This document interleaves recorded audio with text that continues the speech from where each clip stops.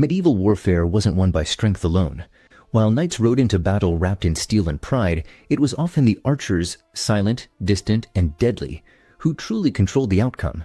Their arrows didn't just pierce armor, they broke formations, morale, and the very idea that honor on horseback ruled the battlefield.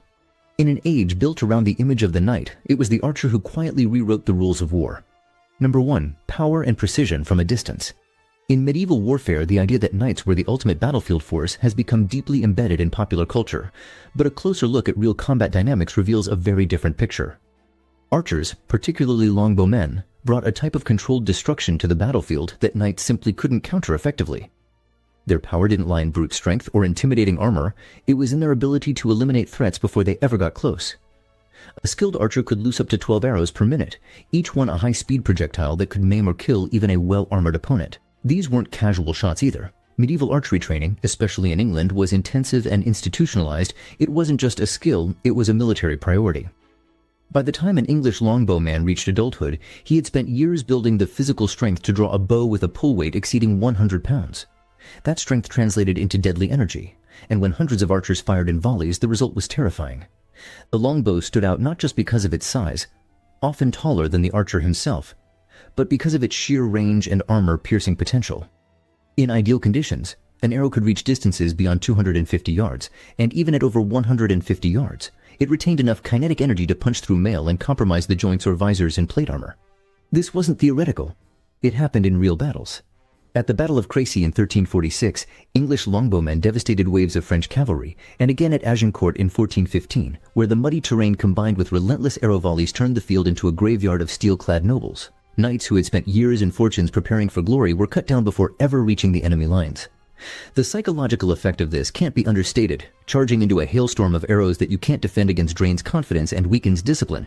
Two things absolutely critical for close quarters combat effectiveness. Knights were designed for one-on-one duels or decisive shock charges.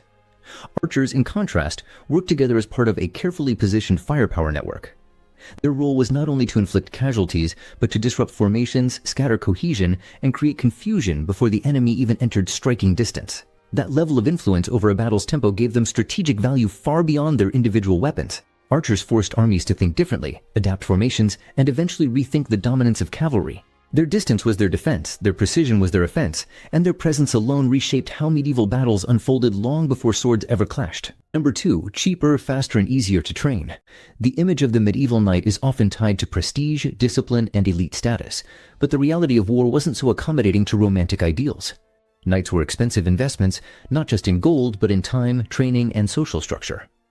Becoming a knight required a noble lineage, or at least patronage, years of squirehood, and a deeply embedded feudal support system that included horses, squires, armorers, and servants. Their equipment alone could cost more than a skilled laborer would earn in a decade. A full suit of plate armor was often custom-fitted and forged by master craftsmen.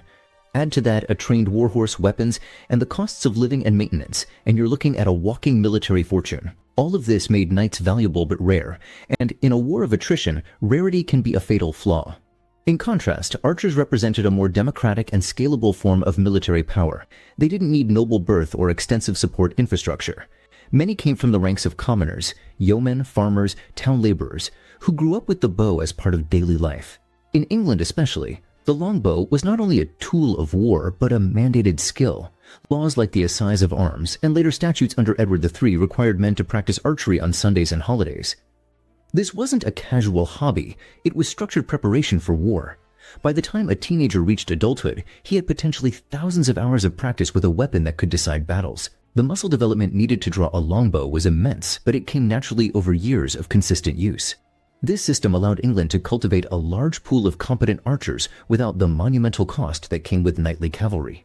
The economic difference between the two types of soldiers had strategic consequences. A commander could field several dozen archers for the price of one knight, and while a knight may have been more durable in one-on-one combat, battles were rarely that clean. In open field warfare, massed archery could weaken or break enemy lines long before melee engagement. Quantity mattered, but it wasn't just about numbers.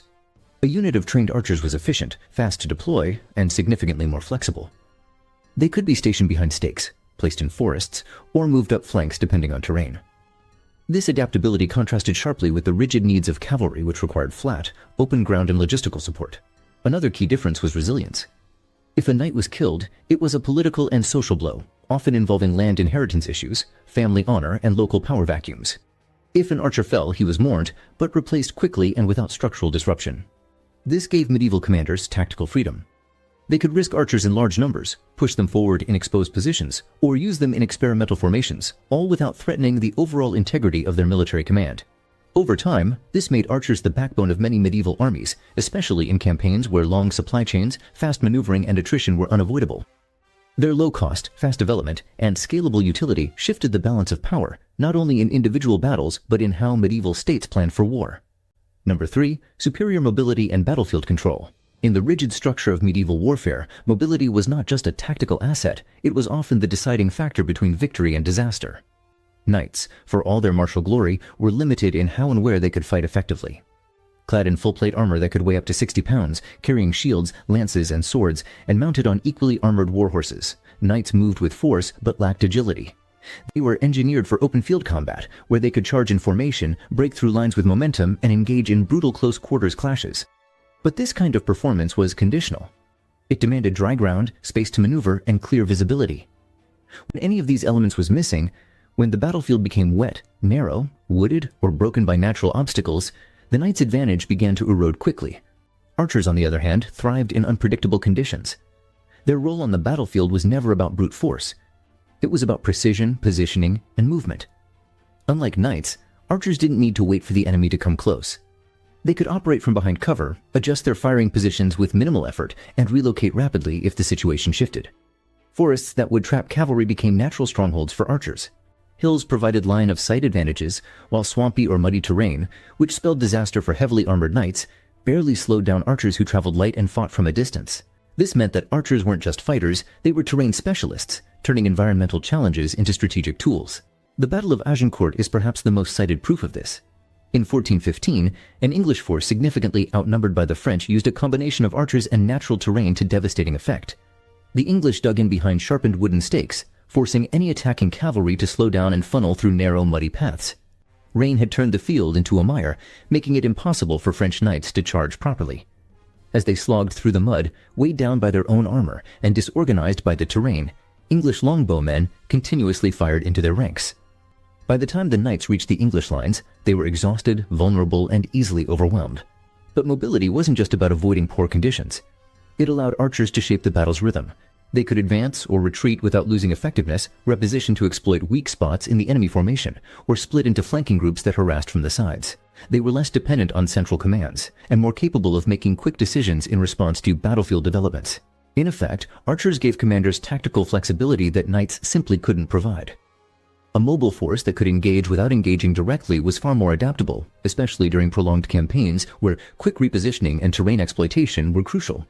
Knights were valuable, no doubt, but once the terrain turned against them, their presence could become a liability. Archers, operating with fewer physical constraints, adapted where knights faltered, controlled the flow of battle with fewer numbers, and dictated engagements on their own terms. That capacity to manipulate the battlefield through movement and strategic placement made archers not only more efficient but often more decisive. Number 4. Psychological warfare and group tactics. The battlefield in the Middle Ages was not only a physical contest but a mental one, and few elements of medieval warfare attacked the mind as effectively as a well-coordinated unit of archers. Unlike knights, whose presence relied on visible symbols of status and intimidation, shining armor, crested helmets, massive warhorses, archers operated from the shadows of that spectacle. They didn't need to be seen to strike fear. Their impact was not in display, but in anticipation, and more often, in what you heard before you saw anything. The psychological weight of incoming volleys, launched in carefully timed waves, was enough to cause panic in even the most disciplined formations. A single arrow could kill, but hundreds fired at once turned the sky into a weapon, a whistling wall of death that disrupted enemy lines long before swords were drawn. Archers were not individual performers. They were trained to operate in synchronized formations, responding to signals or commands, launching arrows in overlapping patterns that created kill zones across the battlefield. The English longbowmen, especially during the 100 Years' War, mastered this method of controlled volley fire, using terrain and spacing to ensure that their arrows landed where they were most likely to create disruption. These weren't scattered shots hoping for luck. They were deliberately placed barrages meant to fracture the confidence of approaching forces, to force them to slow down, to make them rethink the charge. The sound of hundreds of bows releasing at once, the immediate impact of arrows clattering into shields, armor, and bodies, It all contributed to an atmosphere where panic could spread faster than orders. This kind of mental warfare was particularly effective against cavalry charges, which depended heavily on momentum and unity. Once a charge was disrupted by confusion, hesitation, or losses from an initial volley, its power was largely neutralized. The armor of knights might protect them from a single arrow, but no armor could defend against the creeping realization that death could come from above at any moment, and that there was no clear target to fight back against. Archers, especially when protected by stakes or positioned in difficult terrain, were difficult to reach, and that inaccessibility added to the fear. You couldn't fight what you couldn't reach, and soldiers are less likely to charge into fire when they're unsure if they'll even get a chance to strike back. Unlike knights, who thrived on reputation, glory, and one-on-one valor, archers functioned as an impersonal force. They weren't remembered for their names, but for the effect they had as a unit. They represented a cold, systemic lethality that didn't care for duels or ceremony. In many ways, this impersonality made them even more terrifying. They weren't aiming to prove honor or bravery. They were simply there to win the fight. And that mindset, paired with their tactical coordination, created a type of pressure on enemy forces that was nearly impossible to defend against mentally. The fear of knights could be managed by those trained in close combat. The fear of archers came from knowing you could do everything right and still die before ever lifting your sword. That's what made them more dangerous in the long run. Number 5. Dominance in siege warfare. While open field battles get the most attention in medieval storytelling, much of real warfare in the Middle Ages was focused on siege, grinding, exhausting, and prolonged confrontations around fortified locations. Castles and walled cities were built specifically to withstand cavalry assaults, making the role of knights during a siege significantly less relevant than that of ranged troops. A knight's strength, shock power, and close combat was of limited use when the enemy was behind stone walls, firing down from towers, or barricaded in fortified gates. Archers, however, were fully active throughout the siege cycle, operating in both offensive and defensive roles, applying constant pressure that could gradually wear down even the best prepared garrison. Their presence wasn't just support, it was a fundamental part of siege strategy. From the outside, attacking archers helped weaken the defenders over time. They would fire at exposed guards on battlements, suppress enemy archers, and target supply runners, or anyone attempting to repair damaged sections of the walls. They didn't need to break the wall themselves, they simply made it more dangerous for anyone to maintain or defend it. Fire arrows were often used to ignite wooden defenses, rooftops, or siege equipment like catapults and ladders being stored within the castle. Barbed or broadhead arrows caused painful wounds that were difficult to treat in siege conditions, further stressing the already limited medical resources inside. The constant risk of sudden death from a hidden archer's shot slowly chipped away at morale, especially when food and water were already in short supply. Archers effectively isolated defenders inside their own strongholds, not just physically, but mentally. On the defensive side, archers were even more essential. Positioned high in towers or behind crenellations, they could see and target approaching enemies long before melee combat was an issue. Their job was to thin out advancing attackers, protect weak points in the walls, and disrupt siege engines being rolled toward the gates. When ladders or siege towers were raised, it was archers who fired at the soldiers climbing up, trying to break momentum and prevent the enemy from gaining a foothold. Even if the walls were breached, having experienced archers fall back to inner defenses could buy time for a counterattack or for reinforcements to arrive. Their ability to continue fighting effectively from almost any position made them indispensable in layered castle defense systems. What made archers especially dangerous in siege warfare was not just their physical impact, but their ability to maintain pressure over time. Unlike cavalry, which relied on quick and decisive engagements, archers contributed consistently, day and night, whether the battle was active or stalled. Their flexibility meant they could be redeployed quickly to where the enemy threatened most, and their ammunition, arrows, could often be recovered and reused. Knights might be held in reserve, waiting for the final assault, but archers shaped every stage of the siege before that moment even came. They degraded the enemy slowly, made defenders afraid to show their heads, and allowed commanders to control the tempo of the siege without exhausting manpower in costly charges. In every meaningful way, archers dictated how siege warfare was conducted, turning castles from symbols of power into slow-burning traps under sustained arrow fire. Number 6. The decline of the knight's dominance. For centuries, the knight was the centerpiece of medieval warfare, armored, mounted, and seen as the embodiment of battlefield supremacy. But as tactics shifted and new military realities took shape, that dominance began to erode in a way that was both gradual and undeniable. The evolution didn't come from the front of a lance charge or a heroic duel. It came from a distance, quietly, as formations of archers began to undermine the very foundations of knightly warfare. One of the earliest signs of this transition was the widespread adoption of bodkin point arrows, specifically designed to pierce through mail and exploit the weaknesses in plate armor. These projectiles didn't need to destroy the armor completely, they only needed to get through a visor slit. under the arm, or through a joint. And when fired en masse, even armor that held could be overwhelmed by sheer volume. The knight's protection, once a major advantage, was no longer enough. Armies started to recognize that victory didn't always come from face-to-face clashes, but from coordinated pressure that began long before the enemy closed in. Missile troops, especially longbowmen and later crossbowmen, became central to pre-engagement strategy. The battlefield changed shape. Instead of knights charging freely across open ground, they often found themselves pinned down, forced to dismount or wait behind pipelines for protection. The visual of a knight standing idle behind peasants with ranged weapons, rather than leading from the front, symbolized the shift in warfare's values. These changes weren't optional. They were adaptations born from necessity, forced by the consistent, lethal performance of archers who could dictate engagement from hundreds of yards away. What made archers truly transformative was not just their lethality, but the way they made warfare more pragmatic. The knight represented a feudal ideal, individual bravery, status, and chivalric identity. Archers, in contrast, represented strategy, numbers, and modern coordination.